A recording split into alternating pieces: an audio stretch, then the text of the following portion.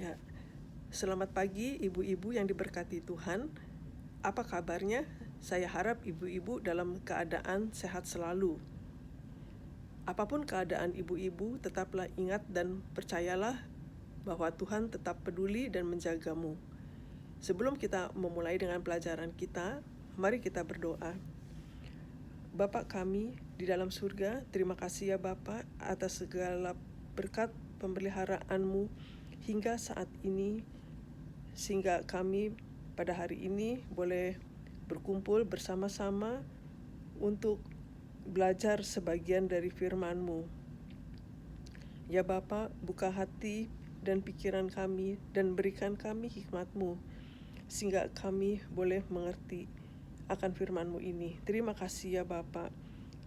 Di dalam nama Tuhan Yesus, Tuhan dan Juru Selamat, kami berdoa dan mengucap syukur. Amin. Nah, ya, pelajaran kita hari ini adalah pelajaran yang ke-12. Judulnya yaitu Pemberitaan Injil bertolak dari keyakinan seseorang. Nah, apa maksudnya bertolak dari keyakinan seseorang? Ya, maksudnya bertolak dari keyakinan seseorang adalah kita memakai keyakinan yang keliru dari seseorang untuk menuntun orang itu pada keselamatan di dalam Tuhan Yesus. Di sini kita akan belajar mengenai penginjilan dari Paulus.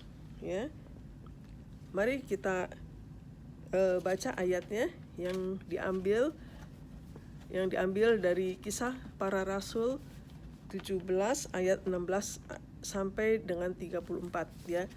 Saya bacakan buat ibu-ibu.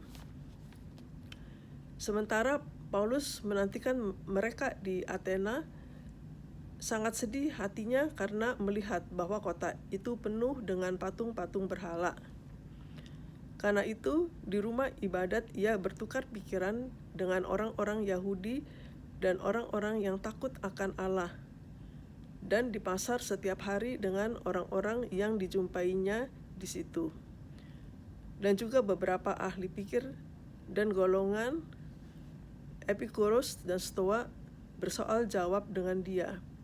Dan ada yang berkata, apakah yang hendak dikatakan si peleter ini? Tetapi yang lain berkata, rupa-rupanya ia adalah pemberita ajaran dewa-dewa asing, sebab ia memberitakan Injil tentang Yesus dan tentang kebangkitan. Lalu mereka membawa menghadap sidang Areopagus dan mengatakan, bolehkah kami tahu ajaran baru mana yang kau ajarkan itu? Sebab engkau memperdengarkan kepada kami perkara-perkara yang aneh. Karena itu kami ingin tahu apakah artinya semua ini. Adapun orang-orang Athena dan orang-orang asing yang tinggal di situ tidak mempunyai waktu untuk sesuatu selain untuk mengatakan atau mendengar segala sesuatu yang baru. Paulus pergi berdiri di atas Areopagus dan berkata, hai orang-orang Athena, aku lihat bahwa dalam segala hal kamu sangat beribadah kepada dewa-dewa. Sebab ketika aku berjalan-jalan di kotamu dan lihat barang-barang pujaanmu, aku menjumpai ada sebuah mezbah dengan tulisan kepada Allah yang tidak dikenal. Apa yang kamu sembah tanpa mengenalnya, itulah yang kuberitakan kepada kamu.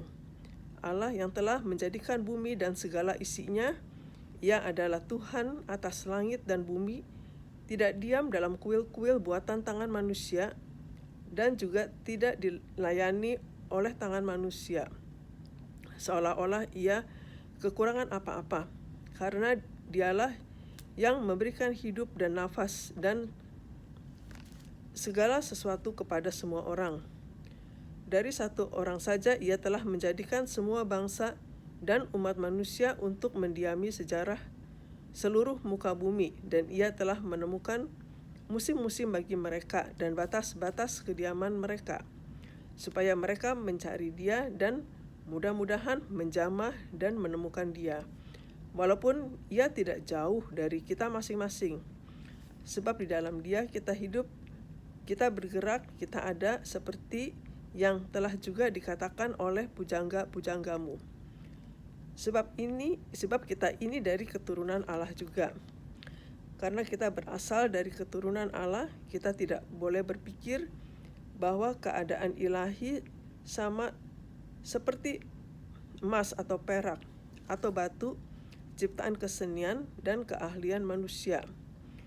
Dengan tidak memandang lagi zaman kebodohan, maka sekarang Allah memberitakan kepada manusia bahwa di mana-mana semua mereka harus bertobat, karena Ia telah menetapkan suatu hari pada waktu mana Ia dengan adil akan menghakimi dunia oleh seorang yang telah ditentukannya. Sesudah Ia memberikan kepada semua orang suatu bukti tentang hal itu dengan membangkitkan Dia dari antara orang mati. Ketika mereka mendengar tentang kebangkitan orang mati, maka ada yang mengejek dan yang lain berkata, "Lain kali saja kami mendengar engkau berbicara tentang hal itu." Lalu Paulus pergi meninggalkan mereka. Tetapi beberapa orang laki-laki menggabungkan diri dengan dia dan menjadi percaya, di antaranya juga Dionisius, anggota majelis Areopagus, dan seorang perempuan bernama Damaris, dan juga orang-orang lain bersama-sama dengan mereka. Ya, itu bacaan kita, ya. Jadi di sini, ya, dari perikop yang kita baca tadi, ya, saat Paulus menantikan kedatangan Silas dan Timotius, ya, Paulus memutuskan untuk singgah di Athena, dan dia berkeliling kota itu dan mengamatinya, ya. Tetapi hatinya begitu sedih ketika melihat begitu banyak patung-patung berhala, ya, banyak kuil-kuil, ya, tugu-tugu, ya. Nah, kesedihan ini, ya, membuat suatu dorongan, ya, pada Paulus, ya, untuk memberitakan Injil kebenaran, ya, bergejolak, ya, dalam diri Paulus. Paulus ingin menolong orang-orang Athena. Pada masa itu Athena merupakan pusat intelektual yang paling terkenal di dunia. Banyak pemuda Romawi pergi ke Athena untuk memperoleh pendidikan di sana. Kita mengenal, ya, filsuf, ya, atau ahli fikir, ya, Athena yang terkenal, ya, dari Yunani, ya, seperti Plato, ya, seorang filsuf dan ahli matematika, ya. Dia yang mendirikan akademi Platonik, ya. Sokrates, ahli filsafat, Aristoteles, ya, itu dia seorang filsuf murid Plato. Hippocrates, ya, dia adalah dokter dan terkenal sebagai bapak kedokteran. Pythagoras, ya, ahli matematik, ya, yang terkenal dengan rumus Pythagoras, ya, atau segitiga siku-siku, ya, kita belajar dulu, ya, waktu kita masih SMA, ya. Terus Archimedes, ya, itu hukum Archimedes, ya, kita tahu, ya, dia seorang ilmuwan, ya, dan banyak lagi, ya. Jadi begitu banyak ilmuwan, ya, banyak ahli fikir, ya, di kota Athena pada saat itu. Jadi banyak orang pandai di sana, ya, banyak filsuf, dan mereka sangat terbuka untuk berdiskusi, ya, karena hal tersebut menjadi kesukaan dan kebiasaan mereka, ya. Mereka, ya, terbuka, ya, terhadap hal-hal itu, untuk hal-hal baru seperti itu. Tetapi terbuka itu bukan berarti mudah menerima, ya. Barangkali Athena ini kita bisa menyamakannya dengan seperti kayak di Indonesia, kayak kota Bali, kayak daerah Bali, ya, sebuah kota, ya, Bali adalah kota pariwisata, ya. Banyak orang datang ke Bali dari segala macam ras, ya, bangsa, ya, sehingga orang Bali itu terbuka, ya, pada budaya luar seperti itu, ya. Nah, kita lihat ya juga di Athena ya, begitu banyak ya patung sesembahan mereka ya, di mana ya orang-orang Yunani ini meyakini ya ada kuasa ya di dalam patung-patung itu ya. Dan melihat hal itu ya, Paulus ya sangat terbeban untuk menolong ya dan menuntun ya mereka ya untuk mengenal kepada satu-satunya Allah yang hidup dan yang benar, yang pantas mereka puja ya. Nah, pada saat itu ya ada dua tempat yang menjadi pusat diskusi, yaitu sinagoge yaitu untuk orang-orang Yahudi, dan pasar ya untuk orang Yunani ya. Jadi dua tempat itu adalah tempat yang strategis untuk menyampaikan pendapat ya. Pasar di sini bukan seperti kayak pasar tradisional ya, kita jangan bayangin seperti pasar tradisional, tapi pasar di sini pada saat itu adalah kayak mall gitu ya. Jadi tempat orang berkumpul ya, orang berdiskusi ya seperti itu ya. Nah, ajaran yang diperkenalkan oleh Paulus ini mengenai Allah yang benar ya, yang Allah yang hidup ini ya, cepat menarik perhatian orang banyak ya.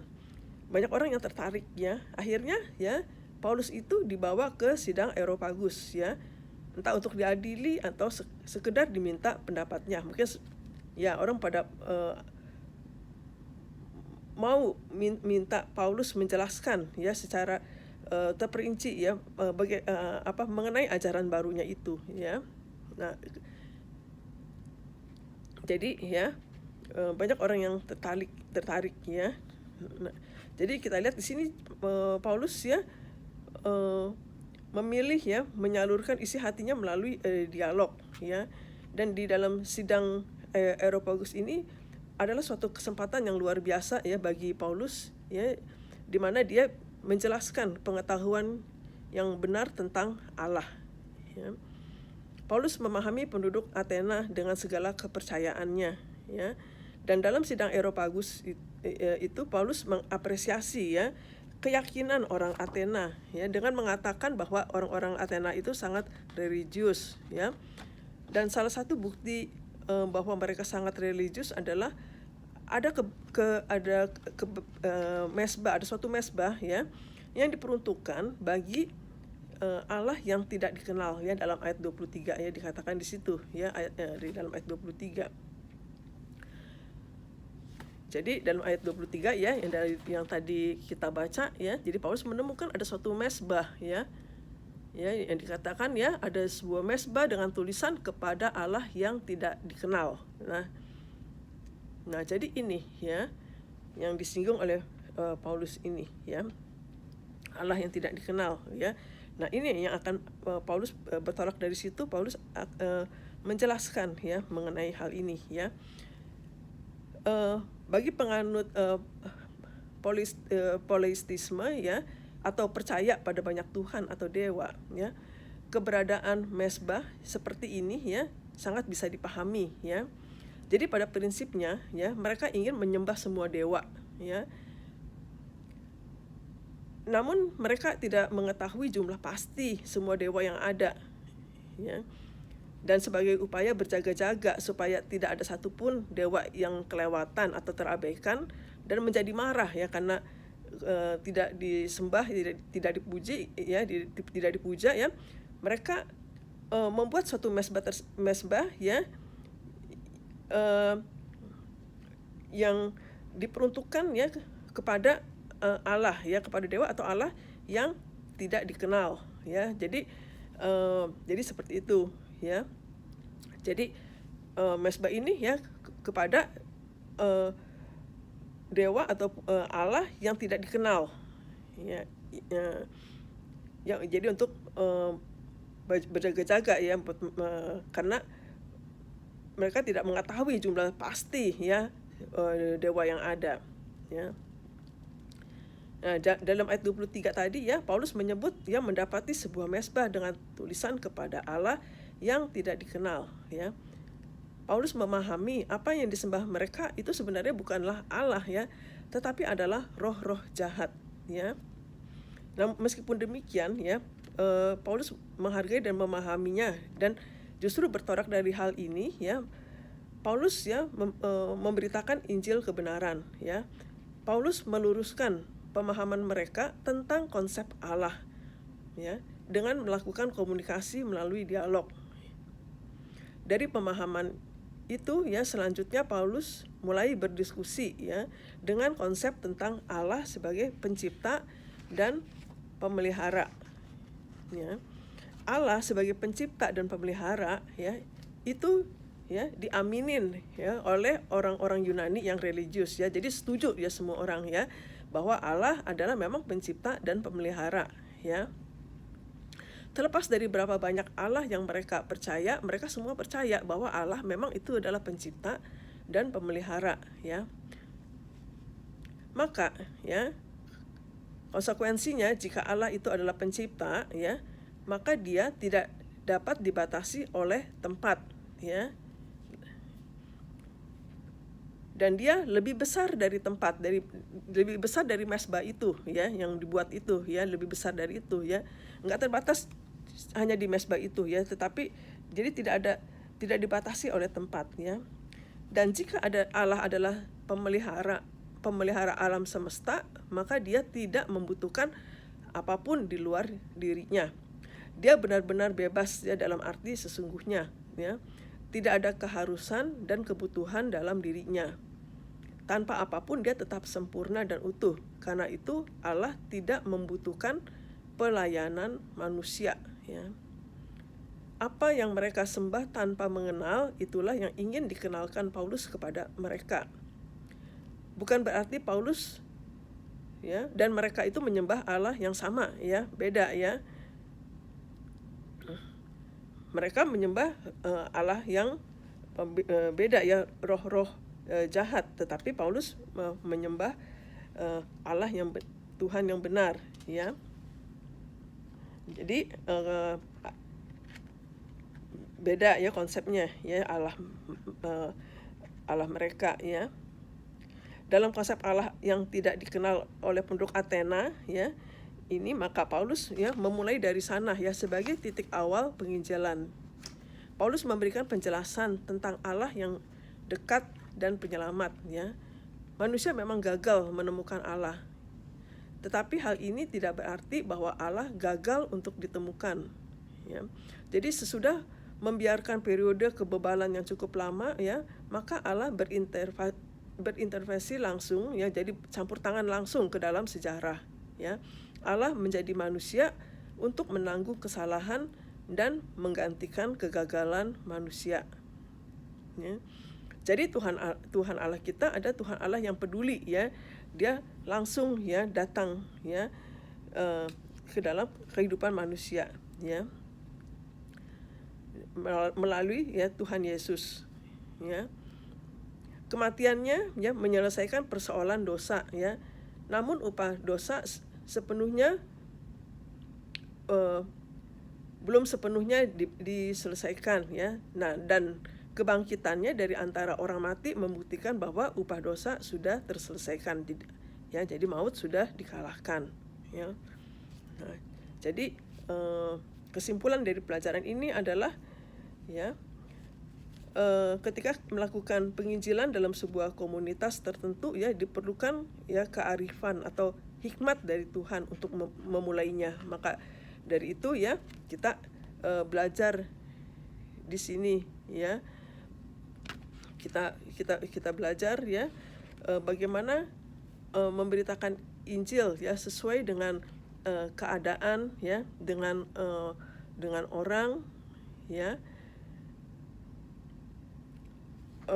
sehingga kita dapat memberitakan Injil ya dengan baik. Ya, kita lihat di sini ya, ketika Paulus memberitakan Injil kepada orang Yunani ya, berbeda dengan ketika Paulus itu memberitakan Injil ya kepada orang-orang Yahudi ya. Ketika Paulus memberitakan Injil kepada orang-orang Yahudi, Paulus banyak mengutip ya ayat-ayat ya dari Taurat ya, tetapi ketika Paulus memberitakan ya Injil kebenaran kepada orang-orang Yunani ya, Paulus tidak mengutip ayat-ayat ya, karena orang-orang Yunani itu kan mereka tidak membaca Taurat ya. Ya jadi ya seperti itu. Tetapi yang diberitakan di sini adalah apa yang dilakukan oleh orang-orang Yunani itu ya. Mereka menyembah banyak dewa ya. Mereka berpikir bahwa setiap dewa ini punya kekuasaan ya. Jadi semakin banyak dewa yang disembah, maka semakin banyak kekuasaan, semakin banyak berkat ya yang mereka harapkan, yang mereka dapat begitu ya. Tetapi dewa itu ada banyak ya, dan mereka juga nggak tahu ada berapa banyak dewa ya. Nah terus mungkin ada dewa yang pastinya ya, ada dewa yang kelewatan ya, makanya dibuatlah suatu tempat khusus ya yang namanya mesbah ya, untuk Allah yang tidak dikenal ya. Jadi seperti itu ya. Nah ya, ini pelajaran kita hari ini ya. Kiranya pelajaran ini boleh menjadi berkat di dalam kehidupan kita untuk terus memberitakan Injil ya. Kita bisa meneladani dari Rasul Paulus ya dalam kita memberitakan Injil ya. Ya, itu pelajaran kita ya. Mari ya, sekarang kita sudah selesai, dan kita mari kita tutup ya di dalam doa. Bapa kami yang bertatah di dalam surga, terima kasih ya Bapa atas sebagian dari firman yang telah kami pelajari pada hari ini. Berikan hikmat-Mu dan pakai kami sebagai alat untuk memberitakan Injil keselamatan. Kami berdoa ya Bapa untuk setiap ibu-ibu di sini, supaya Engkau berkati dengan kesehatan yang baik, kebahagiaan, dan menjadi berkat di dalam rumah tangga mereka masing-masing. Ya Bapa, kami berdoa supaya Engkau lindungi kami dari COVID-19, dan Engkau bebaskan kami dari virus ini. Terima kasih ya Tuhan. Di dalam nama Tuhan Yesus, Tuhan dan Juru Selamat, kami berdoa dan mengucap syukur. Amin.